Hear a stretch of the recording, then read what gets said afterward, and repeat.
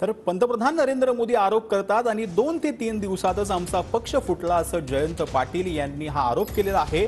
तर ठाकरेंचं सरकार गेलं त्याच वेळेस भाजपासोबत जाण्याचं ठरलेलं असं अजित पवार यांनी म्हटलेलं आहे। ठाकरे सरकार गेलं त्यावेळी कुठे आरोप झाले होते असा प्रश्न देखील यावेळेला अजित पवार यांनी उपस्थित केला।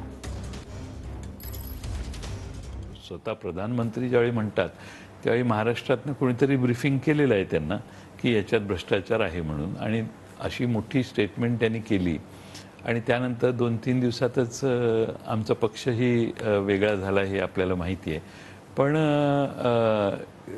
भारतीय जनता पक्षाचे प्रमुख नेत्यांनी असं स्टेटमेंट देशाच्या दुसऱ्या भागात करणं आणि राष्ट्रवादी काँग्रेसबद्दल नाव घेऊन करणं याने राष्ट्रवादी काँग्रेसला मुद्दामून रॉंग बॉक्समध्ये टाकायचं असा कदाचित प्रयत्न आणि उद्देश असेल। त्याच्यामध्ये काही खूप तथ्य नाहीये बाबांनो। हे चाललेलं होतं ज्यावेळेस तुमचे काय उद्धव ठाकरे साहेबांचं सरकार गेलं ना, त्याच वेळेस आम्ही सगळे पक्षांनी सगळ्यांनी सह्या करून हे केलं। तुम्ही कुठंतरी आता त्या वेळेस कुठला काही आरोप नव्हता आणि आरोपाच्या संदर्भात झाल्यानंतर श्वेतपत्रिका काढली।